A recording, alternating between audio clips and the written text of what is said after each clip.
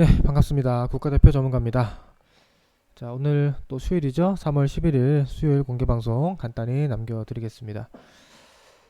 네, 오늘까지 시장이 또 굉장히 힘든 연속된 급락 코스를 보여주고 있습니다. 어제는 살짝 좀 반등이 나왔죠. 오늘 굉장히 좀 약간 좀 많이 놀라셨을 거예요. 저도 오늘 약간 의외긴 의외예요. 왜냐면 시장이 지금 하락하는 거를 떠나서 뭐가 어렵냐면 미국이 올라간 다음 날, 그러니까 지난주 금요일 날 미증시는 반등을 했거든요. 근데 우리나라 월요일 날 폭락을 했고요. 그리고 월요일 밤에 미국은 폭락을 했어요, 뒤늦게. 응? 그랬더니 그 다음 날 우리나라는 반등을 했고요. 그랬더니 어젯밤 미국은 어떻게 됐습니까?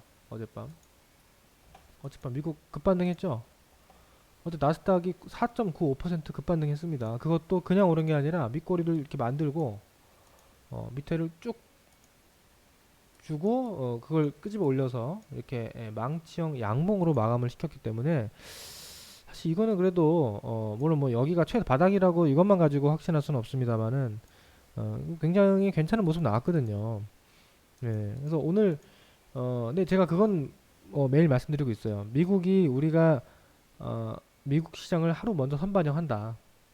그러니까 미국이 빠질 것을 우리가 미리 반영해서 월요일날 미리 빠진 거고 어제는 미국이 반등할 거를 미리 선반영해서 올랐던 거고 그렇기 때문에 미국이 빠졌다고 다음날 너무 겁먹지 말고 미국이 올랐다고 너무 기뻐하지 말자, 너무 흥분하지 말자 이런 얘기 미리 했어요. 왜냐하면 지금 시장은 특수한 장세입니다. 미 선물이 우리 장중에 막 2%, 3%, 4%씩 변동을 하기 때문에 평소에는 이렇게 변동이 없어요. 미국 선물이 우리 장중에 보통 0%대에서 왔다 갔다 하거든요, 원래는. 예, 뭐 원래 잘 몰라요. 그런 신경도 안 쓰고 매매하는데 요즘엔 특수한 상황이기 때문에 미리 반영을 한다. 그래서 오늘도 마찬가지입니다. 어제 밤에 미국이 올랐지만 오늘 장중에 선물 보셨죠?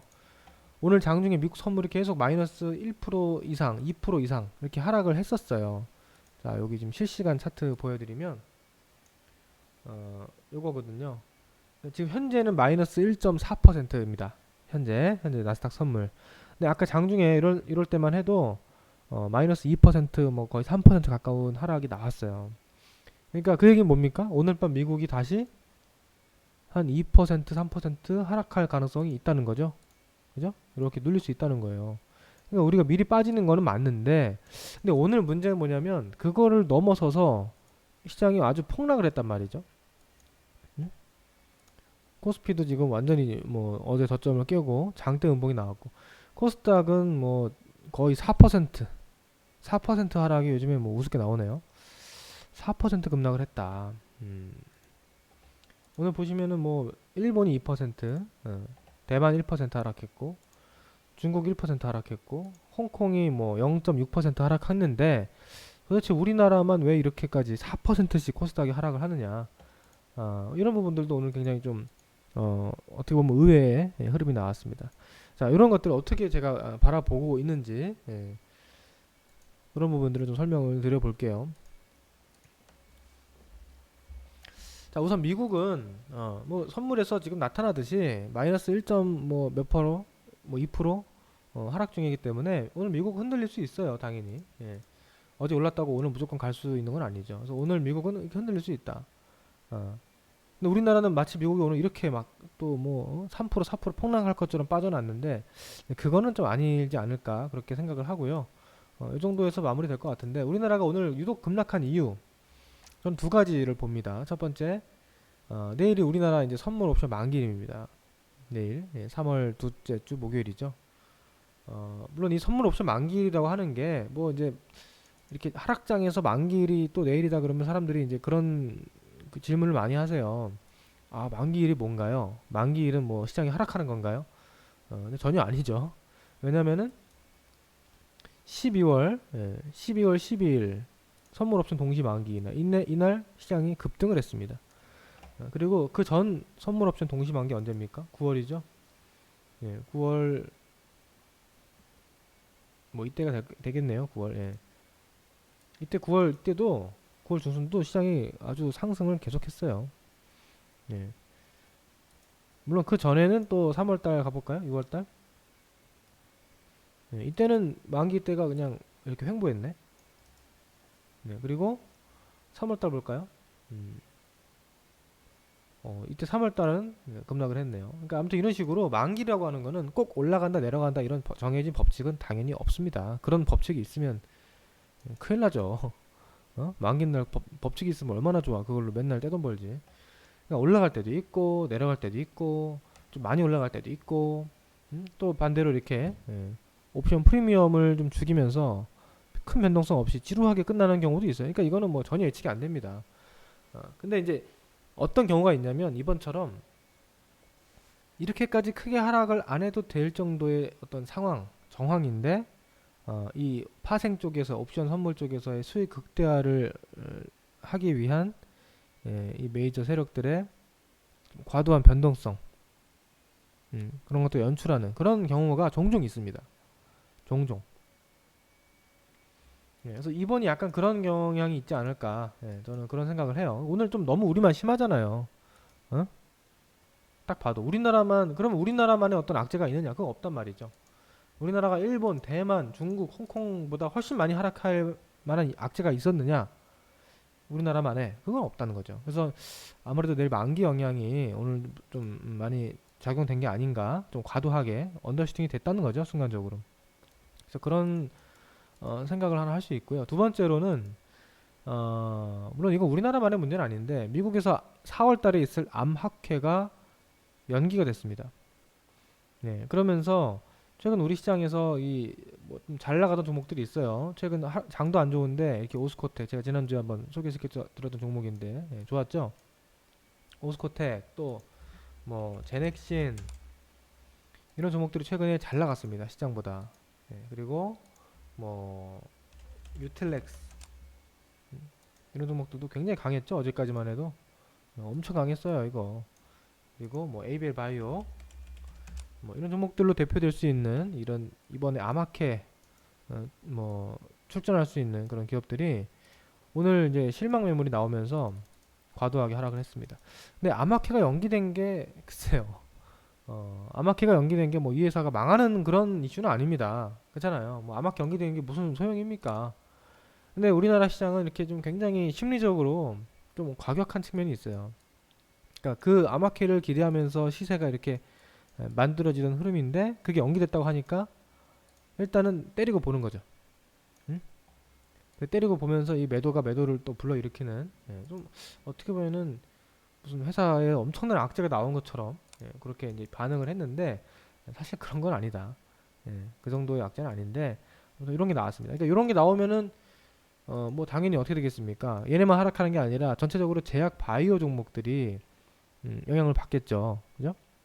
네. 그러면 제약 바이오가 영향을 받으면 지수가 빠지는 거죠. 코스닥 시장은 제약 바이오 비중이 높기 때문에 그래서 오늘 코스닥 시장이 좀 유난히 많이 하락을 했다. 이렇게 보면 될 것 같습니다. 근데 오늘 사실 셀트리온 헬스케어는 별로 안 빠졌어요. 셀트리온도 그렇고 셀트리온 헬스케어도 최근에 계속 안 빠지죠. 여러분들 이거 하나 알고 계셔야 돼. 아니 셀트리온 헬스케어가 아직도 21선도 안 깰 정도로 이렇게 올라가 있습니다. 얘가 뭡니까? 셀트리온 헬스케어가 뭐예요? 코스닥 시가총액 1위 종목이잖아요. 시가총액 1위 종목이 안 빠졌는데 지수가 이렇게 빠졌다. 그 얘기는 뭐예요? 그만큼 그 외의 종목들이 많이 빠졌다는 거죠. 응? 아니 얘가 1위가 안 빠졌는데 지수가 어떻게 이렇게 빠져? 나머지가 얼마나 많이 빠졌으면 그렇게 생각하셔야 돼요. 그러니까 그만큼 지금 시장이 이 지수에서 보여지는 것보다는 더 힘들다. 좀 그런 체감적으로는 더 힘들다라고 좀 보시면 될 것 같아요. 그러니까 그게 이제 결국에는 코스피에서 나오는 거죠. 코스피는 다 같이 빠지고 있기 때문에 코스피는 다 빠졌죠. 전저점까지. 그죠? 여기를 한 방에 다 깨고 내려왔어요. 근데 코스닥은 셀트리온 헬스케어 때문에 안 빠졌다. 좀 덜 빠졌다. 이렇게 보시면 되는데 저것도 글쎄요. 뭐 내일 모레 갑자기 셀트리온 헬스케어가 빠지기 시작한다 그러면은 코스닥으로서는 뭐 지수로서는 좀 더 하락 변동을 키울 만한 여지는 생길 수 있죠. 그래서 셀트리온 헬스케어도 또 우리가 좀 예의주시해야 될 것 같아요. 얘가 좀 흔들리는지 뒤늦게 흔들릴 수도 있거든요. 그래서 이걸 좀 봐야 된다. 이런 이유 때문에 오늘 우리 시장이 좀 유독 많이 고통을 받았는데요. 자, 그럼 어떻게 보느냐? 뭐 그래서 더 빠지는 거냐, 많은 거냐?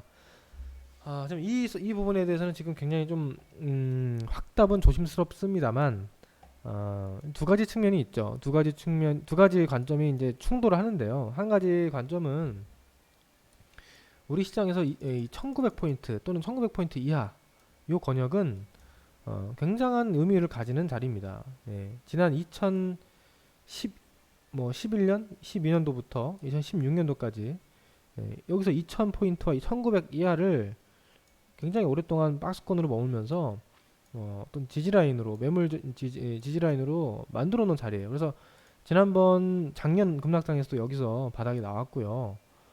이번에도 이런 자리에서 바닥 나올 가능성이 높다라고 볼 수 있죠. 그리고 단순히 차트만 그런 게 아니라 이제 이게 왜 여기서 지지선이 되는지를 우리가 생각해 보면 밸류에이션 측면에서 1900 또는 그 이하로 내려온다면 역대급 저평가적인 어떤 매력이 들어온다는 거죠. 코스피 시장 기준으로 PER이라든지 뭐 PBR 기준으로 물론 뭐 앞으로의 실적이 어떻게 또 뭐 악화될지는 모르기 때문에 지금 당장에 우리가 보는 PER, PBR은 그렇게 큰 의미는 없을 수는 있습니다만은 어쨌든 무슨 뭐 정말 최악의 시나리오를 우리가 가정하지 않는다면 1900 이하는 싸다는 거예요. 그래서 여기가 지지라인인데 그리고 또 전저점이죠. 전저점이잖아. 그래서 일단은 단기적으로는요. 저는 그렇게 봅니다. 나중에 뭐 다음 달, 다다음 달 여기가 깨질지 뭐 그거는 그때 가서 봐야 될 것 같아요. 뭐 또 새로운 악재가 나올 수도 있고 무슨 뭐 세계 대공황이 올 수도 있고 전쟁이 날 수도 있고 그건 모르겠는데 어쨌든 당장은 여기가 당장은 쉽게 깨지지 않는다. 당장은. 그러니까 깼다가도 반등은 나온다. 그리고 다시 깨든지 뭐 가든지 그 뒤 문제예요. 기술적으로 보통 그렇습니다. 그래서 여기를 살짝 깰 수도 있어요. 거기서 손절매가 나오면 오히려 거기는 반등이 나올 수도 있다는 거예요. 왜? 여기서 너무 다이렉트로 뺐기 때문에 그래요. 그러니까 여기서 충분히 반대로 여기서 전저점에서 충분히 바닥을 다지다가 깨면 이거는 정말 안 좋은 겁니다. 그건 정말 다시 더 빠지려고 가는 거예요. 골로 가려고. 그렇게 봐야 되는데 지금 이렇게 쭉 내려와서 바로 깬다. 그럼 그렇다고 바로 이렇게 쭉쭉 가는 게 아닙니다. 이게 무슨 번지점프도 아니고 그 정도 아니에요. 지금 그 정도 상황은 아닙니다. 당장 이렇게 막 할 정도는 여기가 깨지면 반등 나와서 조금 머무를 가능성이 높아요.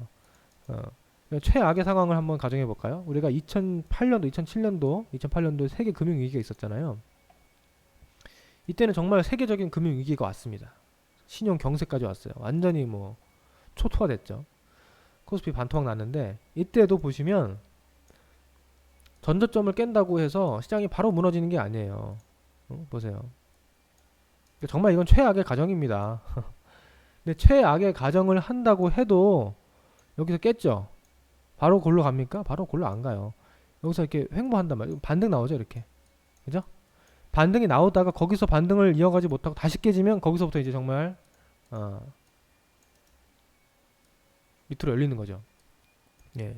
그건 정말 뭔가 세계적인 뭔가 위기가 온다는 건데 지금은 뭐 앞으로 여러분들 이거를 걱정을 뭐 하는 얘기는 아닙니다. 지금 너무 이렇게 확대 해석하지 마시고 설령 이렇게 된다 하더라도 뭐 다이렉트 대폭락장은 오지 않는다. 그 얘기예요. 그래서 우리가 조심을 하고 뭐 주식을 좀 팔고 지켜본다고 하더라도 전저점을 깰 때 막 너무 쫓아가서 팔지 마시고요. 조금 반등 나오는 이런 구간에서 이용해서 좀 어느 정도 시장이라는 거는 하락을 하더라도 좀 이격 조팩이 나오고 또 빠지고 하는 거예요. 계속 빠지지 않습니다. 그래서 지금도 좀 급해요. 너무 급하기 때문에 여기서 막 쫓아가서 매도하는 자리는 아닌 것 같고요. 좀 반등을 기다려보자. 반등을 뭐 많게는 뭐 2000포인트 전후, 뭐 적게는 1900 후반대까지라도 반등이 나오면 거기서 뭐 조심을 하든지 무슨 뭐 하방 베팅을 하든지 인버스를 사든지 좀 그렇게 해야 된다고 봐요. 자, 그 다음에 좀 긍정적인 어떤 시나리오는 어떻게 될까? 자, 이런 자리도 괜찮을 수 있어요. 이런 자리. 여러분, 이런 자리도 지금이랑 비슷할 수 있습니다. 자, 보세요. 전저점까지 내려오죠? 여기도 이렇게 한 방에 쭉 내려와요. 이때도 여기서 팔면 안 돼요. 설령 여기가 깨고 뭐 위험하다고 해도 여기 당장 팔면 안 돼. 기다리면 어떻게 됩니까? 이때는 이렇게 회복돼서 올라왔어요. 예. 이때도 뭐 악재가 있었겠죠. 큰 악재가 나와서 급락했다가 뭐 다행히 여기 안 깨고 반등이 나왔습니다. 그러니까 이런 시나리오도 나올 수 있고. 그러니까 결국에는 지금 뭘 봐야 되냐면 이번 이 시장을 하락으로 만든 원인이 무엇인가? 그게 과연 세계적인 대공황과 경기 장기 침체를 만들 것인가 아닐 것인가? 예, 그걸 보면 되는데 크게 두 가지입니다. 코로나 이슈 그리고 유가 급락입니다. 코로나 이슈와 유가 급락. 코로나 이슈는 사실 이제 몇 개국에서만 터지고 좀 뭐 확산이 됐다 그러면 그거는 별일 아니에요. 근데 지금 이탈리아라든지 미국을 중심으로 지금 뭐 우리나라뿐만 아니라 세계 각국에서 좀 예상보다 강도 높은 확산이 벌어지면서 이탈리아 같은 경우는 뭐 좀 마비가 됐죠. 그러니까 이런 것들이 분명 단기적인 실물 경기 침체는 뭐 유발할 수밖에 없어요. 그런데 이 질병에 의한 침체는 뭐 제가 누누이 말씀드렸지만 금방 해결이 됩니다. 당장은 힘들지만 결국 이게 끝나고 잡히면 또 금방 해결될 수 있는 그렇게 해결이 어려운 경제 위기가 아니에요. 질병 때문에 무서운 거지 뭐 이게 다른 게 아니잖아요. 응?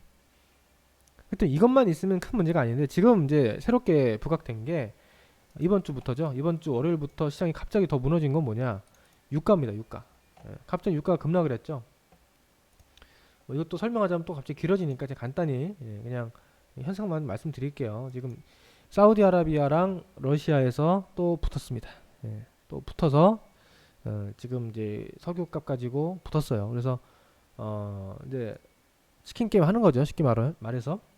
그래서 사우디아라비아가 지금 증산을 오히려 해버리고 오늘 또 추가 증산을 발표했더라고요. 아까 장 끝나고 보니까 배럴당 저기 뭐야 몇 배럴이더라? 뭐 1000배럴이었나요? 1000배럴에서 지금 1300배럴까지 뭐 생산을 늘리겠다.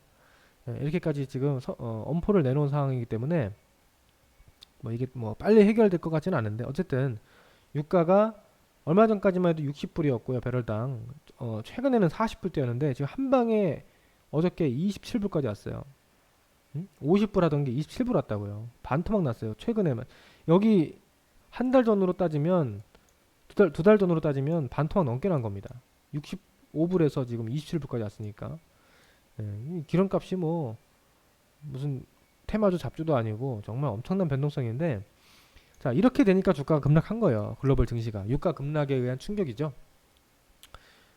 유가가 급락하면 왜 충격이 오나요? 이런 질문을 하시면 이제 그건 너무 이제 설명 길어지니까 그거는 뭐 여러분들 공부 한번 해보세요. 당연히 그럴 수밖에 없는 구조니까.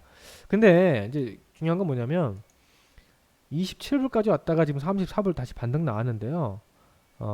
이 WTI 기준으로 유가라는 거는 20불대 중반 이하로 내려오기가 쉽지가 않습니다.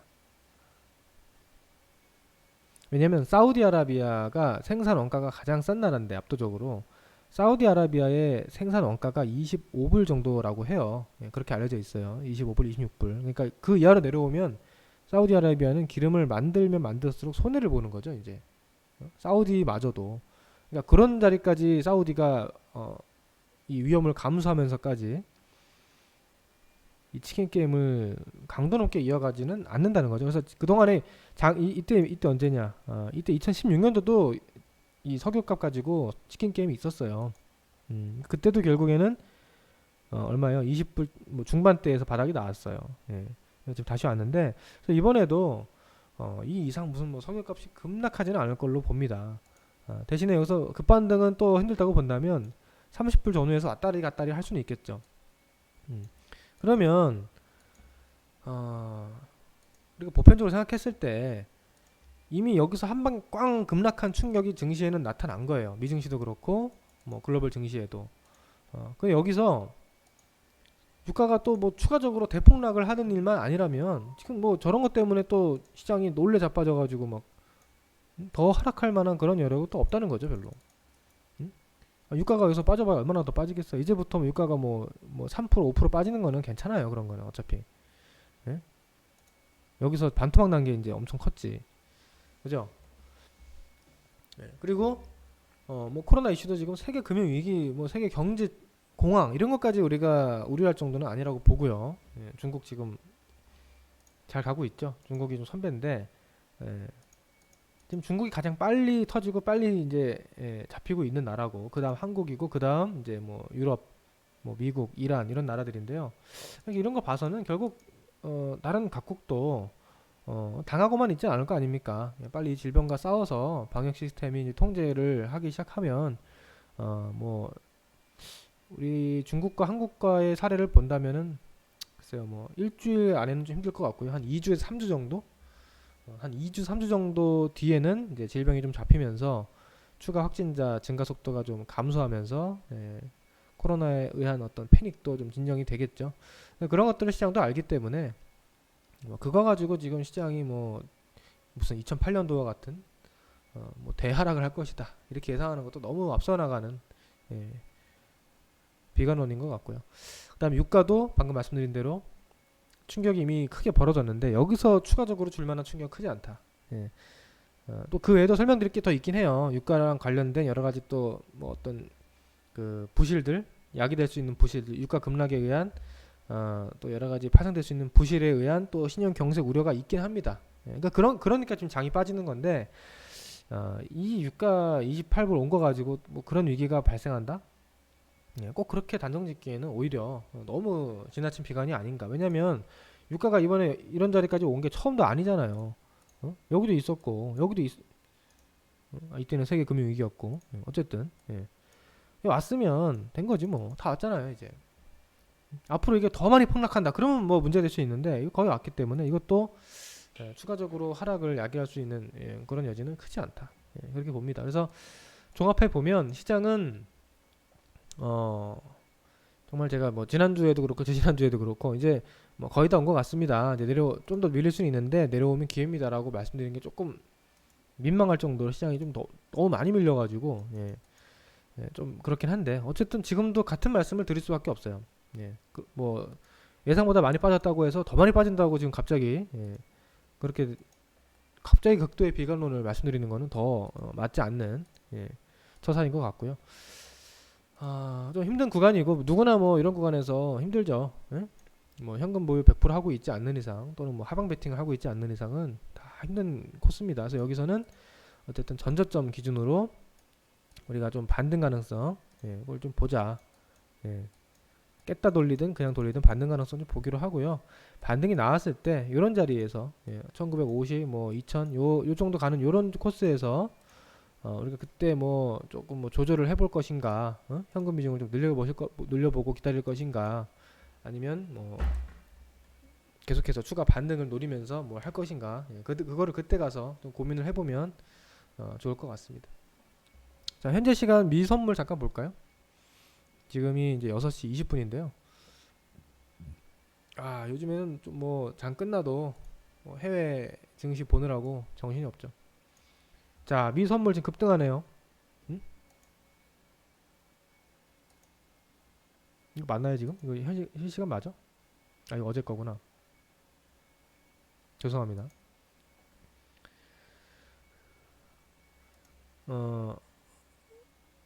나스닥 선물 자 마이너스 1.7%. 정신이 오락가락해요 제가. 자 지금 살짝 아까 5시 40분쯤에 좀 선물이 확 튀었거든요. 살짝 눌리고 있네요.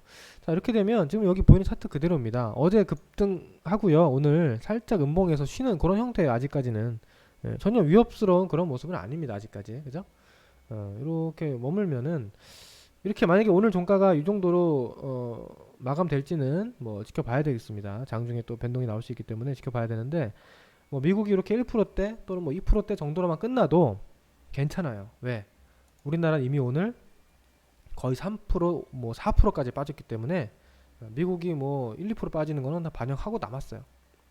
그래서 미국이 오늘은 조금 하락을 해도 괜찮다 라는 거. 만약에 미국이 반등해버리면 어떻게 됩니까? 만약에 어제 미국이 반등했죠.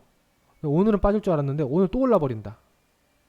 그럼 어떻게 돼요? 내일 우리나라 바로 갭상승해서 가는 거예요. 내일 바로 갭상승해서 뭐 거기서부터 뭐 바로 반등 장세가 간다 이런 얘기가 아니라 내일은 뭐 큰 반등이 나오겠죠. 왜냐면 어제 오른 거 반영 제대로 못했고 오늘 괜히 빠졌기 때문에 그럼 이렇게 되겠죠. 만약에 이렇게 되면 오늘 주식을 저가에 팔았다면 손가락을 빨게 되는 거고요. 예, 그러니까 아무튼 지금 굉장히 어렵습니다. 주식을 팔기에도 리스크가 있고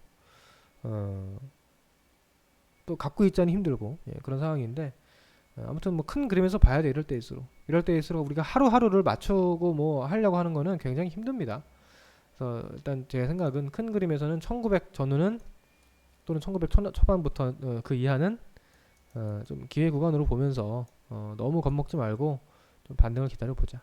그런 관점에서 말씀을 좀 드려보겠습니다. 그리고 지금 수급이 너무 안 좋죠. 수급이 너무너무 안 좋아서 이게 굉장히 좀 발목을 잡고 있는 것 같아요. 그래서 어제 코스닥 살짝 수급 바뀌긴 했는데 이 정도는 부족하고요. 코스피가 바뀌어야 됩니다. 환율은 지금 별로 큰 이상 증후는 없어요. 환율은 그러니까 참 이게 희한해. 환율이 이렇게 급등하지 않는 상황인데 외국인이 저렇게 매도한다는 게 그래서 환율은 지금 진정이 되고 있기 때문에 이 정도 흐름이면은 시장이 이제 돌리면서 외국인 매수가 다시 전환될 가능성 충분히 있어요. 그래서 그걸 좀 그렇게 되는 거를 우리가 빨리 확인했으면 좋겠는데 그게 좀처럼 안 나오네요. 그래서 아무튼 지금 당장은 우리가 반등 정도 기대하는 입장인데요. 정말 시장에서 우리가 의미 있는 변화를 기대하려고 한다면 이제 시장이 정말 되려나 보다. 이제부터는 조금 자신 있게 해봐도 되겠다 싶을 정도가 되려면 뭐가 돼야 된다? 외국인 매수가 좀 들어와야 됩니다. 외국인 또는 기관 매수, 기관이라도 좀 사줘야 돼.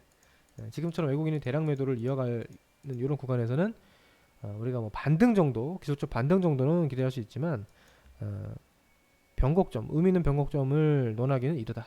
그래서 수급도 잘 봐야 된다. 그래서 참 요즘에 볼 게 많습니다. 환율도 봐야 되고 외국 증시도 봐야 되고 장중에 선물도 봐야 되고 수급도 봐야 되고 유가도 봐야 되고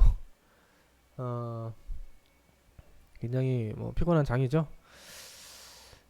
좀만 더 기운 내시고요. 화이팅 하시고 이번 코스 또 시간이 지나고 나면 어떻게 기억이 될지 기회로 기억이 될지 또 뭐 위기로 기억이 될지 지켜봐야 될 것 같습니다. 좋은 기회로 기억이 됐으면 좋겠습니다. 아무튼 내일 모레 좀 더 긴장해서 시장 판단해서 대응을 해보고요. 다음 주 방송 때 뵙겠습니다. 네, 감사합니다.